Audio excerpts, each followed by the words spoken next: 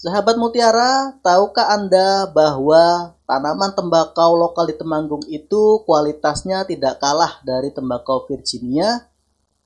Lalu bagaimana cara meningkatkan mutu dan kualitas tanaman tembakau Temanggung ini agar tidak kalah dari tembakau Virginia? Pada video podcast kali ini saya akan menjelaskan bagaimana meningkatkan mutu dan kualitas tanaman tembakau agar bisa berjaya di negeri sendiri.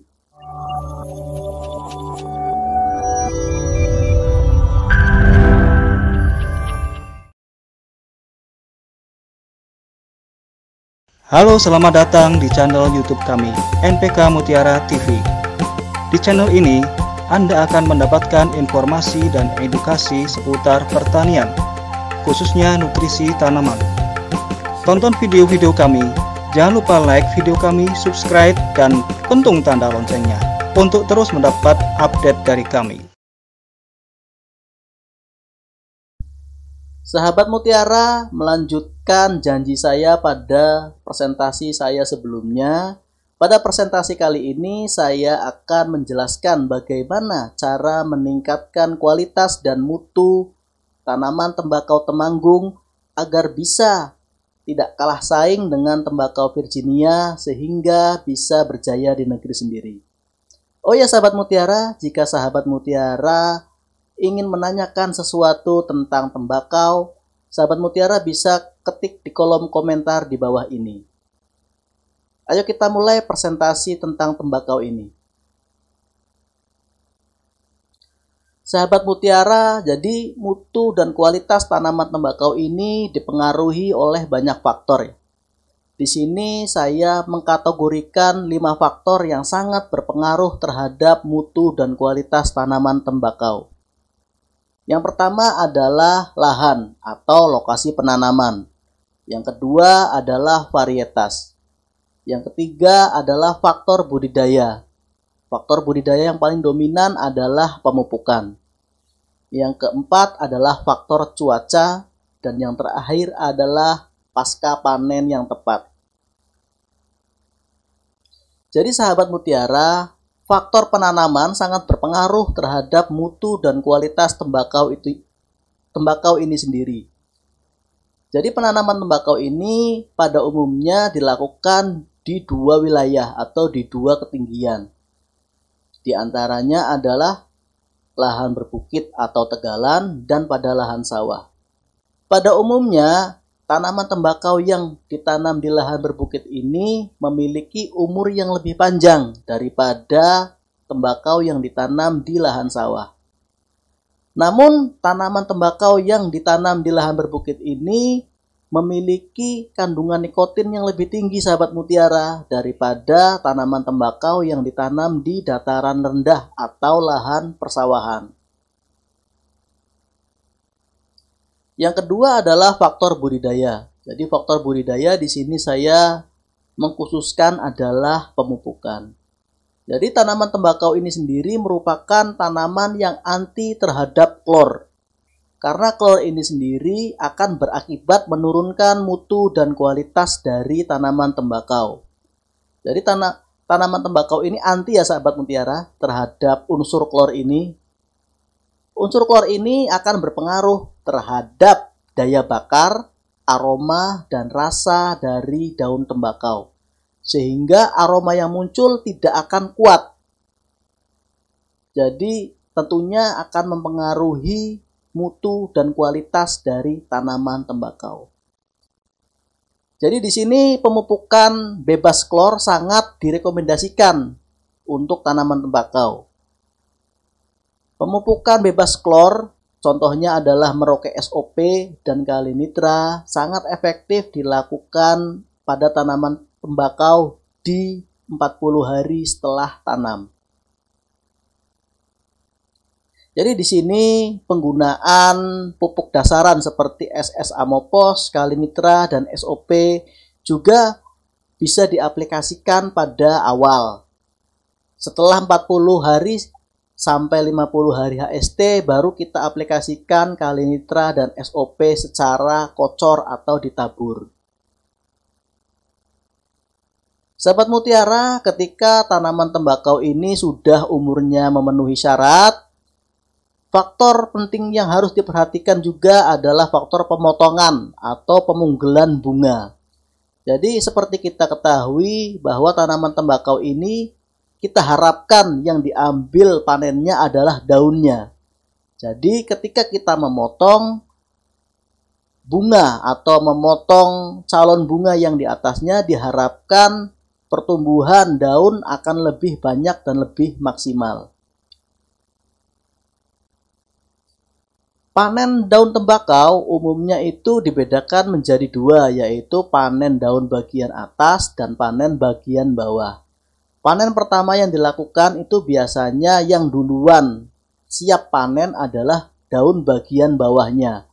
Kemudian menyusul ke daun bagian atasnya. Sahabat mutiara, panen daun tembakau ini tidak bisa sembarangan karena harus dilakukan dalam waktu yang tepat. Pemanenan daun tembakau ini sangat tepat dilakukan pada pukul 9 sampai 11 dini, sampai pukul 11. Ada yang tahu kenapa pemanenan ini dilakukan jam 9 sampai jam 11? Hal tersebut dikarenakan ketika kita melakukan pemanenan di pagi hari, masih banyak embun pada daun tembakau itu sendiri. Sehingga kandungan air dalam daun tembakau masih terlalu banyak. Ketika daun tembakau masih terlalu banyak embunnya atau kandungan airnya, maka akan mempengaruhi kualitas daya bakar dari daun tembakau itu sendiri.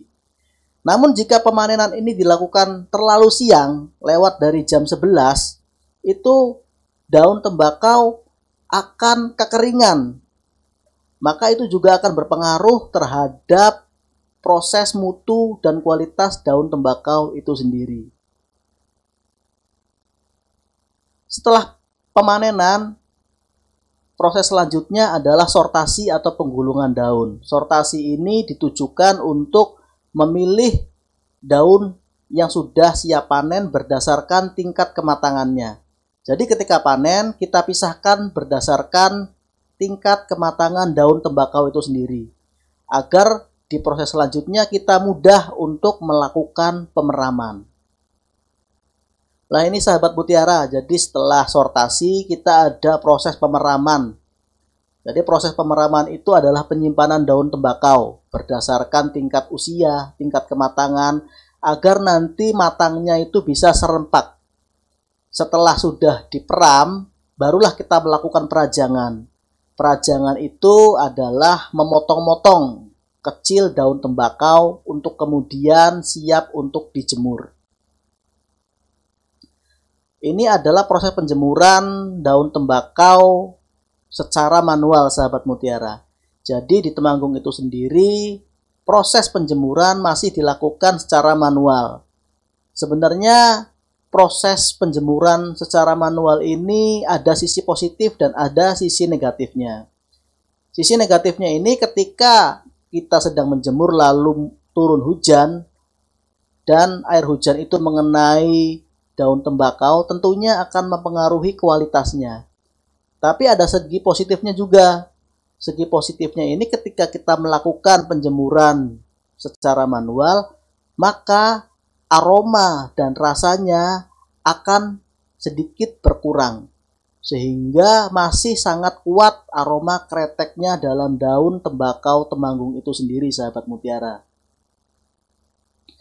Setelah dirasa kering, kadar airnya berkurang, maka dilakukan proses penggulungan tembakau. Jadi proses penggulungan tembakau ini dilakukan untuk kemudian dilakukan proses packingnya agar dipisahkan antara grade A, B, C, D, dan yang lainnya.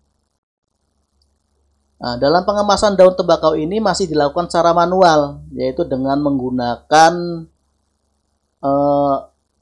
seperti ampas kelapa gitu ya, sahabat mutiara. Tujuannya agar aromanya juga tidak hilang, sahabat mutiara. Jadi pembungkusan secara manual ini bertujuan agar aroma kretek tetap tidak berkurang atau tetap terasa seperti sedia kala.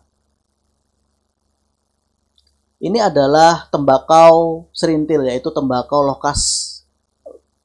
khas yang dimiliki oleh Temanggung. Sahabat Mutiara, inilah media sosial kami. Jangan lupa like, subscribe, dan pentung tanda loncengnya di channel NPK Mutiara TV. Sahabat Mutiara juga dapat gabung di komunitas Telegram NPK Mutiara. Jika sahabat Mutiara ingin mengetahui lebih banyak tentang pemupukan serta deskripsi produk lainnya, sahabat Mutiara dapat mengunjungi situs website kami di www.npkmutiara.com. Sahabat Mutiara juga dapat like akun Facebook kami Merauke Tetap Jaya, dan sahabat Mutiara dapat follow Instagram Merauke Tetap Jaya. Sahabat Mutiara, dari video podcast kali ini dapat kita simpulkan bahwa budidaya tembakau lokal ini tidak kalah dari budidaya tembakau Virginia. Hal tersebut dikarenakan tanaman tembakau lokal di Temanggung ini memiliki kandungan nikotin yang lebih tinggi daripada tanaman lokal yang lainnya dan tembakau Virginia. Selain itu, aroma khas kretek dan rasa yang kuat juga menjadikan tanaman tembakau ini lebih eksklusif daripada tanaman tembakau yang lainnya. Namun kita juga jangan melupakan faktor-faktor penting dalam peningkatan mutu serta kualitas dari budidaya tanaman tembakau lokal ini. Salah satu faktor yang berperan adalah pemupukan. Kita tahu pemupukan sangat berpengaruh terhadap peningkatan mutu serta kualitas dari tanaman tembakau. Aplikasi pupuk kalium yang ada klornya dapat mengakibatkan rasa dan aroma serta daya bakar dari daun tembakau ini berkurang. Sehingga aplikasi pupuk kalium non-klor sangat dibutuhkan dalam budidaya tanaman tembakau.